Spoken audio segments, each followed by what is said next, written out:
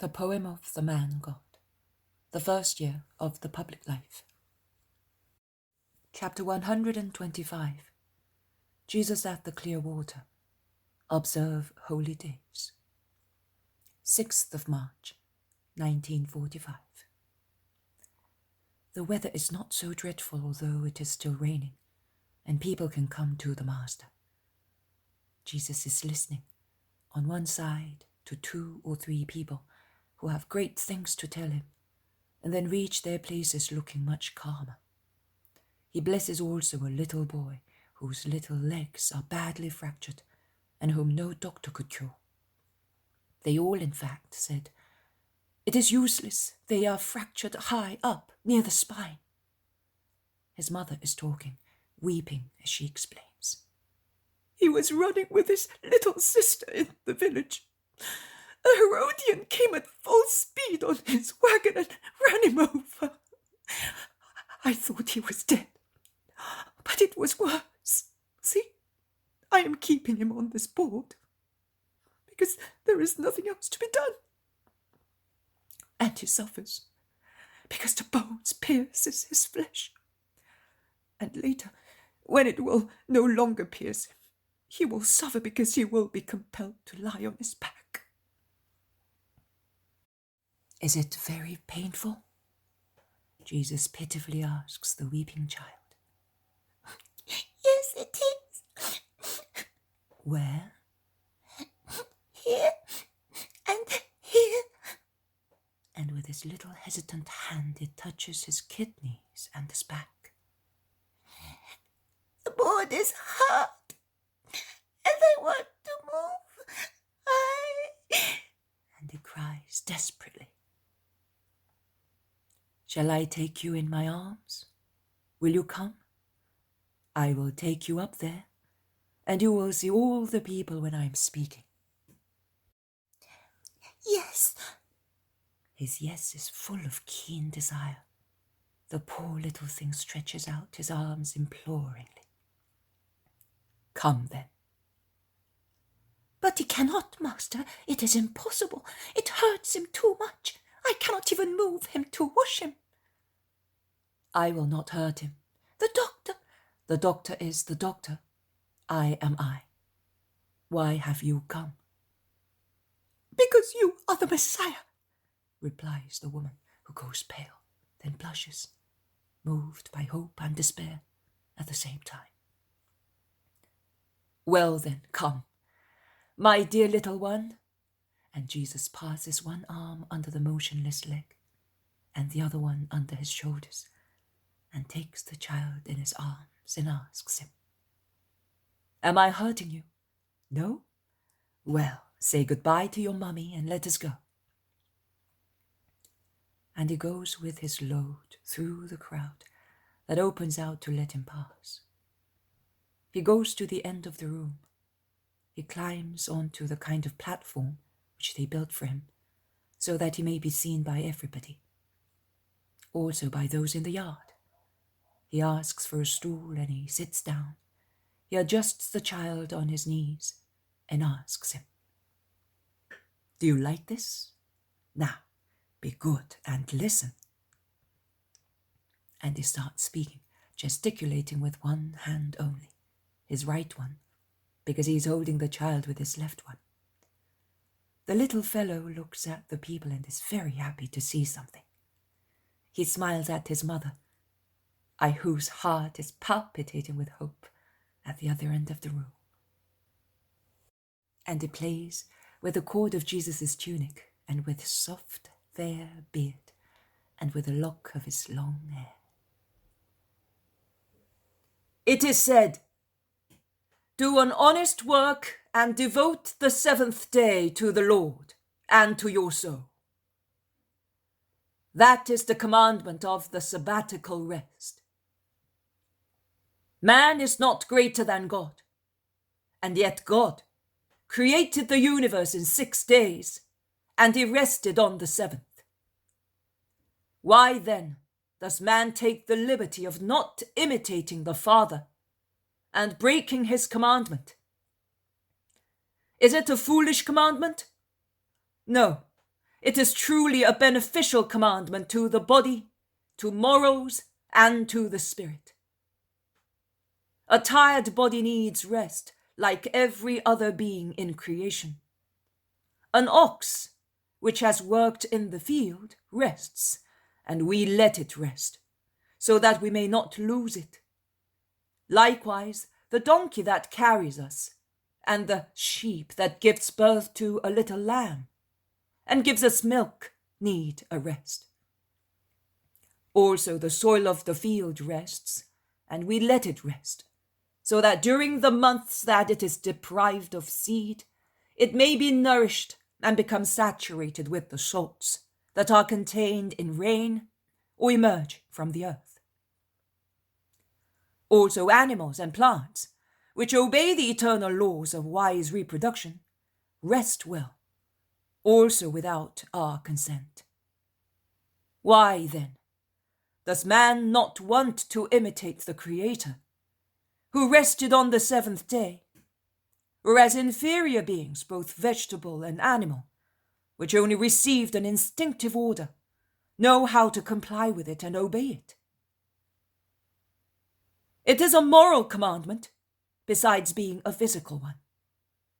Man, for 6 days, belonged to everybody and everything. Like a thread in a loom, he moves up and down without being ever able to say, "Now I am going to attend to myself and to my dear ones. I am a father, and today I belong to my children. I am a husband, and today I will devote myself to my wife. I am a brother, and I will rejoice with my brothers. I am a son, and I will look after my old parents." It is a spiritual commandment. Work is holy. Love is holier. God is most holy. So we must remember to devote at least 1 day out of 7 to our good and holy Father, who gave us life and keeps us alive. Why should we have less respect for him than for our fathers, our children, brothers, wives, and our bodies? Let the day of the Lord be his. Oh, it is pleasant to take shelter in a living home in the evening, after a day's work. It is pleasant to come back to it after a journey. Why, then, not take shelter in the house of the Father after 6 days' work? Why should we not be like the son who comes back after a 6-day journey and says, "Here I am. I want to spend my day of rest with you"? But now, listen. I said, do an honest job. You know that our law orders us to love our neighbor. Honest work forms part of our love for our neighbor. An honest working person does not steal in business, does not defraud a workman of his pay, does not exploit him guiltily. He remembers that a servant and a workman are made of body and soul like himself. And he does not treat them like lifeless pieces of stone, which it is lawful to break or strike with one's foot or an iron rod. Who does not do that, does not love his neighbor, and therefore commits a sin in the eyes of God. His earnings are cursed, even if he offers part of them as alms to the temple. Oh, what a false offer! And how can anyone dare place it at the foot of the altar when it drips the tears and blood of an exploited subordinate? Or its name is theft, that is, betrayal of one's neighbor, because a thief is the betrayer of his neighbor. Believe me, one does not keep a holy day unless one makes use of it to examine and improve oneself and make amends for the sins committed during the previous 6 days. That is the observance of holy days, not merely exterior observance, which does not change one jot of your way of thinking. God wants living deeds, not sham deeds. A false respect for his law is a mere sham, and a mere sham is the false observance of the Sabbath. That is a rest taken to show obedience to the commandment in the eyes of men, when the hours of idleness are spent in vice, in lust, in orgy, in planning how to exploit and damage one's neighbor in the oncoming week. The observance of the Sabbath is a sham when the material rest is not coupled with an inner, spiritual, sanctifying examination of oneself, with the humble avowal of one's misery, with the firm determination to improve oneself during the oncoming week.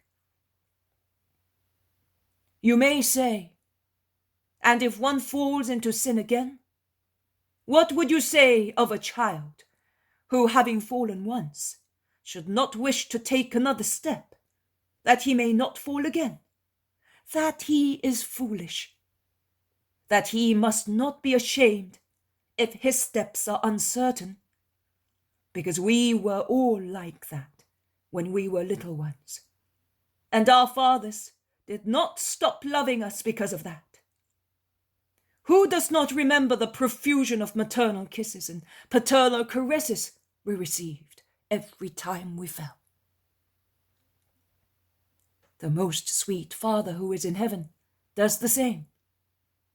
He bends over his little one who is weeping on the ground and says to him, "Do not weep. I will raise you.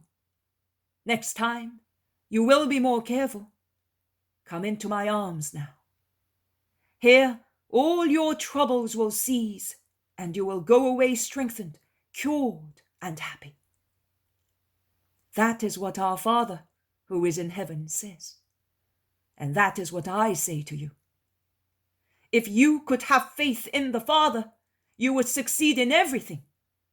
A faith, mind you, like the faith of a child. A child believes that everything is possible.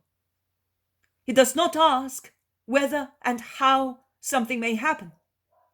He does not measure the depth of things. He believes in those who inspire confidence to him and does what they tell him. Be like children with the Most High. How he loves those stray angels, which are the beauty of the earth. In the same way, he loves the souls that become as simple, good, and pure as a child. Do you wish to see the faith of a child to learn to have faith? Look, you all feel sorry for the little one, whom I am clasping to my chest and who, contrary to what doctors and his mother said, has not cried while sitting in my lap. See? For a long time he has done nothing but cry day and night, without getting any rest. Instead, here, he has not cried, and has fallen asleep passively against my heart. I asked him, "Do you want to come in my arms?" And he replied yes, without considering his miserable state, the probable pain he might feel as a result of being moved. He saw love on my face. He said yes, and he came. And he felt no pain. He was happy to be up here and see things. After being confined to that flat board, he enjoyed lying on the soft warmth of a body, and not on the hard wood. He smiled, he played, and he fell asleep, still holding a lock of my hair in his tiny hand. I will now wake him with a kiss. And Jesus kisses the brown hair of the child, who wakes up smiling. What is your name? John. Listen, John. Do you want to walk? Do you wish to go to your mummy and say to her The Messiah blesses you on account of your faith? Yes, replies the little one, clapping his hands. He then asks, will you make me go on the meadows? No more the ugly hard board? No more the doctors who hurt me? no more. Never again. Oh, how I love you! And he throws his arms round Jesus' neck and kisses him. And to kiss him better, with a jump, he kneels on Jesus' knees, and a hail of kisses descends on the forehead, the eyes, the cheeks of Jesus. The child, who had been paralyzed up to this point in his joy, has not even realized that he has been able to move. But the shouting of his mother and of the crowd rouses him, and he turns round surprised. The large, innocent eyes of his thin face look around inquiringly. Still on his knees, with his right arm round Jesus' neck, he asks him confidentially, pointing at the crowd in tumult, and at his mother, who from the other end is calling him, joining his name to Jesus' at the same time. John! Jesus!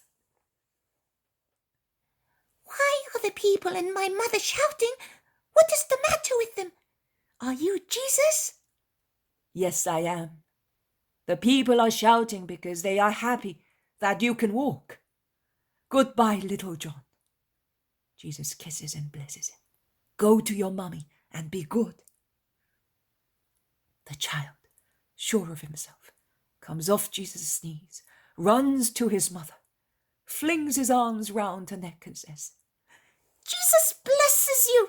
Why are you crying then? When the crowd has calmed down a little, Jesus says in a thundering voice, behave like little John, you who commit sin and hurt yourselves. Have faith in the love of God. Peace be with you. And while the shouts of the acclaiming crowd are mingled with the happy tears of the mother, Jesus leaves the room, escorted by his disciples, and it all ends.